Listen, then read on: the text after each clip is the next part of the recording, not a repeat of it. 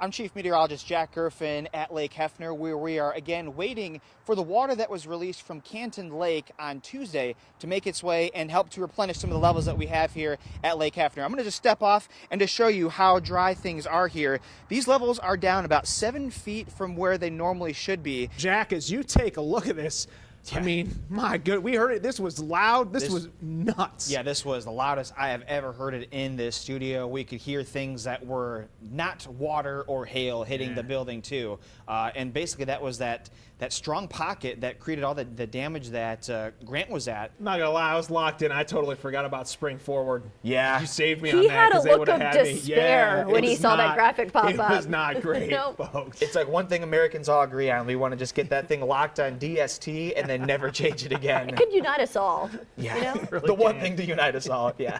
There might not be much in the way of instability, that's the blue color there, but there is actually a lot of wind shear to work with. So it's a low chance of it happening, but it's not zero. A lot of our tornado warnings that we have had today, they started off farther down in the southern part of the storm and then eventually kind of occluded as it wrapped around itself, and eventually you get to more on the north end of things and then it goes away and then we get a new one that kind of comes back. Not tornado winds, these were straight line winds, and sometimes you can get more damage from a straight line wind event than a tornado because it affects far more people. And as you'd imagine here too, when it affects far more people, you have a lot more power outages on one of the hottest days of the year. As you can see, we've got a lot of damage on their property. They've got about 5 acres here. We have a lot of very old growth trees that have unfortunately come down. The tornado did pass right through this grove here. I'm meteorologist Jack Gerfen back here at the Oklahoma City Auto Show. We were obviously looking at some classic cars earlier. There's not just cars here. In fact, we've got some adorable puppies. I'm joined right now with Rose Grimm of Second Chance Animal Rescue. And Rose, who do we have right here? Oh, this is Ben de la Cruz. Oh my gosh. And how many puppies do we have in our little enclosure right here? Well, we have 6 about right now, but we've actually had 15 adoptions so far. Join us from 10 to 3 on April 6th at Science Museum, Oklahoma for this year's Storm Safety Day. And I was just over there this afternoon for a dry run through, and we have even more explosions, which will be really exciting for all the kids there. And it's going to be really loud, and we make some really big clouds. We're excited for it. What I'm going to do, though, is just try to see if we've got some... Ooh, okay, we actually have a little bit of a debris showing up there just south of the Gold area, heading towards you guys in Gold. So we'll do the track right there from that spot. Again, moving about 40 miles an hour or so to the northeast. So again, confirmed tornado warning now at this point. So we've got it on the ground. We can see on the radar, the Frederick radar, that little dot right there, that's actually debris being picked up. That's not rain or hail. That's something else. And so it's not water-based. And so that's why we have the confirmed tag on there. The radar can see that there's not... So there's something there, but it's not meteorological, and that's why we can see that that's going to be our little debris area there from the Gold tornado. So 3:07 arrival time. Again, it's coming towards you guys right now. Please make sure that we're in our shelter, away from the windows, and that we're on our lowest level. And also to make sure that you've got your either your cell phone or your weather radio. That way you can get the latest updates there. Again, you can see that it's still there on the latest scan. Schroeder at 317, Russell at 320, and then Reed at 332 if it keeps on going in that direction. But again, the Gold area, got to make sure that we are again taking our precautions. It is 3:05 in the morning. This is not exactly the best time for these tornado warnings to occur. They're never a good time, but this is definitely not good because of the fact that it is so early in the morning. Now you can see that we've got this line of storms developing very early Monday morning. There might be a squall line that develops across portions of Texas, and if the track of the low is north enough, it may bring that into portions of southern Oklahoma. So potentially as far north as I-40, we might have to kind of watch out for an early chance for some severe weather early Monday morning. So not exactly the way that we want to start off our work week. Of our field meteorologist, Mike Williams, his shot there, he's heading towards the storm. A lot of low clouds there. You can see that we've got what looks like your scud, and also we call it the beaver's tail sometimes too, as the inflow coming in into the storm. So he's again getting himself set up here to be in position to get ahead of that storm. And again, it's a very favorable environment here for the storm to keep on going. You got a lot of low clouds here. That scud that you can see with his storm there, and eventually the beaver tail just shows you here that the storm still has some potential as well as some life left with it here. But we can go back to the radar and just show here that Yeah, that Carnes area is probably about right where that center of circulation would be. And so again, those locations that live in around there want to make sure that we are again seeking shelter as of this time, as it still moves off to our northeast at about 35 miles an hour or so. Here, it's this one here that's by Watauga within Blaine County there. We've got the potential there for 2.5-inch sized hail, so tennis ball sized hail potential with this storm here that's just off to the west of the Watauga area, moving very slowly to the east, but it is starting to turn a little bit more to the right. That's a little bit concerning here for us, as that sometimes can increase that tornadic potential. You've got a huge hail core here, and we'd be likely looking at that to be coming in on our radar product there of 3-inch pluses based on that color table there. And in terms of velocity, we can see that there is rotation. Again, these are supercells, so there is obviously rotation with a supercell, but we're watching that one really closely here. That's our biggest storm that we do have. Those gusts will be around 35 to 45 miles an hour pretty much throughout the morning, throughout the afternoon, and even the evening too. And even when we have our cold front come through that will provide us with our storms, it's still going to stay pretty windy throughout the area here. So that's why there is a very large wind advisory that goes from 7 in the morning until 10 o'clock tomorrow night for the counties that you see there in the tan color. And then, as you'd imagine, that does bring up our fire danger on the west side of the state. Red flag warnings are in effect from noon until midnight Saturday for basically the western about third or so of the state.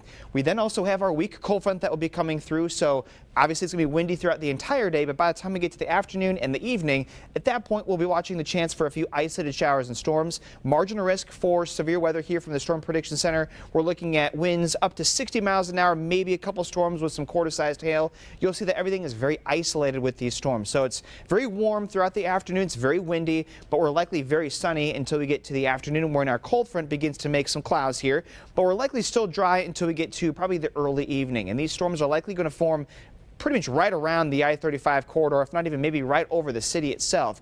Our mild temperatures today will set the stage for what's going to be a very warm forecast here for the weekend. Area of high pressure will keep things nice and sunny here for us and bring in warm temperatures. In fact, we'll be in the low 80s for tomorrow and pretty close to 90 by the time we get to Sunday. One of the things we have to kind of watch out for will be tomorrow's winds. They'll be out of the southwest. They're a little breezy at times with gusts at around 35 miles an hour. But we're still, though, anticipating the chance for strong to severe storms for our Monday. So that's really what's going to be our next weather maker now at this point. We're going to be watching kind of how the Pacific Northwest goes here for the course of our night tonight and tomorrow, but eventually we're going to see our low tracking off more to our north, but that's going to swing a dry line through the area here and also bring up our winds coming in out of the south, and that will set the stage here for what could be an active forecast as we head into our Monday afternoon, evening, and potentially nighttime hours if the storms form a little bit later. We'll talk more about the timing issues with our forecast coming up.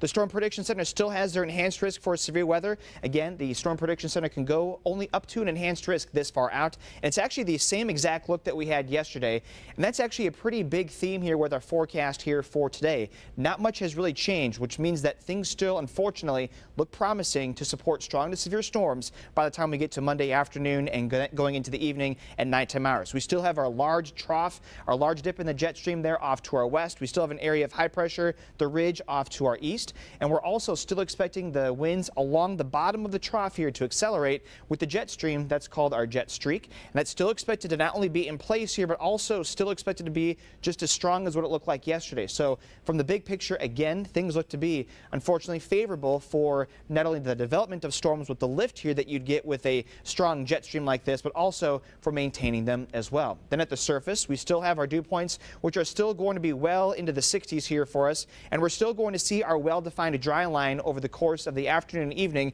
be somewhere either across western Oklahoma or in the panhandles, and that's going to be the big question, is going to be where does that dry line set up. If it's a little bit farther to the west, that would then delay our storms, and then it would make it more of a nighttime chance for storms here for us. But if the dry line is closer to the border with Texas, that's going to be more of your typical late afternoon, early evening initiation with our storms, and they'll then move through over the course of the evening. Regardless of where the storms form or when they form, either in the west side of the state or farther west in the panhandle, they'll be able to take advantage of a lot of instability as well well as the wind shear. The wind shear remains, again, good from a directional standpoint, where you've got winds out of the south at the surface and then more out of the southwest higher up you go. And we also have the stronger winds associated with that jet streak too. So you also have not only the directional shear, but you have the wind shear and the speed shear as well. So with our faster solution here with our models, that's going to show that storms will form along the dry line across more of the southwest side of the state. And the faster solution potentially could bring more of those individual supercells through the central part of the state as we head into the evening hours here. And it wouldn't likely make the line of storms until it's likely past I-35. Again, as you'd imagine, all modes of severe weather would be possible: large hail, damaging winds, and even some tornadoes with the early round of storms. If we go with a slower solution with our models, which is also possible, you're going to see that the storms will likely form a little bit farther off to the west. They will likely then make their line a little bit further to the west as we go more later on into the night for our Monday night. But we're still expecting there to be the chance for damaging winds, large hail, and even some tornadoes, even if our storms are going to be a little later on in the evening. So at this point on our Friday evening, what we have are basically the questions that we have to ask will be: where do the storms form and when they do? Because as of right now, severe weather looks to be very likely. I don't think that's really going to be much of a question for us here for our forecast on Monday. The dry line is going to really determine where the storms form and when they'd be coming through the metro, and all modes of severe weather are possible regardless of when the storms form here. So we're pretty confident in that. We just have to kind of get the location down. But for tonight, we've got temperatures that'll be in the upper 50s. Use the weekend here while it's nice and quiet and sunny to just kind of get yourself prepared. It doesn't really take much to be prepared, but you don't want to be scrambling in case things get a little hectic there on Monday. So storm watch alert day for Monday. We'll keep an eye on things here. But like I said, it's pretty likely that we're going to see severe weather for our Monday. It's going to be, when do we see it? Yeah, and who exactly, what neighborhood, right? And that can all change so quickly, as we all know. As we all know, yep. So we'll be on it here throughout the weekend and even on Monday morning itself. All right, thanks, Jack. Yeah, that velocity looks to be really good now with that one. So confirmed tornado on the ground. There's a tornado warning in your area. Do you know what to do? At school, you guys practice tornado drills. That way you know where to go in case there was a tornado warning. But if you're at home, there are 3 very good places to go to in case there is a tornado warning. Now, these are going to depend based on how your house is. Maybe you live in an apartment, but you want to make sure you get down to the lowest level possible here. Obviously, in Oklahoma, there aren't a lot of basements, but if you do have one, that's going to be a good spot to go to. But for most of us, we're looking at bathrooms and closets as our best spots. We'll go to our bathroom first here. And you can see that within the bathroom, you don't have any windows. Typically, bathrooms don't have very large windows or any at all. You also have multiple walls to protect you too from the outside, and you also have the tile as well as all the plumbing too. So the walls here are very reinforced. The tub also very strong too. So this is a great spot to go to if there was a tornado. Now obviously I grabbed a pillow here. You've got about on average 15 minutes until a tornado warning is issued to where it potentially could reach your location. So within that 15 minutes, maybe if you have the opportunity, grab something that can help to protect your head here. In case of the tub, you want to make sure you get low into the tub and use the pillow to protect your head like that. But maybe the bathroom isn't exactly the best spot to go to in your house based on how it is. Maybe a closet is a little bit of a better opportunity. Again, a closet, not exactly looking at very many windows, probably no windows at all in your closet. Again, it's going to have a lot in the way of extra walls around you, so you've got a little bit more structure. And so it's, again, a good place to keep you away from the glass as it could potentially be breaking here. But again, your bathroom and your closet most likely going to be the best spots to go to in case there's a tornado warning. However, if you have a safe room or a storm shelter, that's going to be the best opportunity. In the case of a safe room, those are usually going to be centrally located within your house. A lot of times you're going to have some steel with that one as well as some concrete. Then you also have your storm shelter. Some of your storm shelters may be located in your backyard. In the case for me, mine is in my house here within my garage. And so again, for me, my storm shelter is going to be my #1 place. Most importantly, it's underground here. We've got also within my underground shelter, I already have my lantern in place, and I also have a little cooler here with some water bottles. But again, your shelter as well as your safe room, those are going to be your best spots because they're reinforced with concrete, with metal, and in this case with the storm shelter, it's underground. But these are all going to be great places to go to in case there's a potential tornado hitting your way.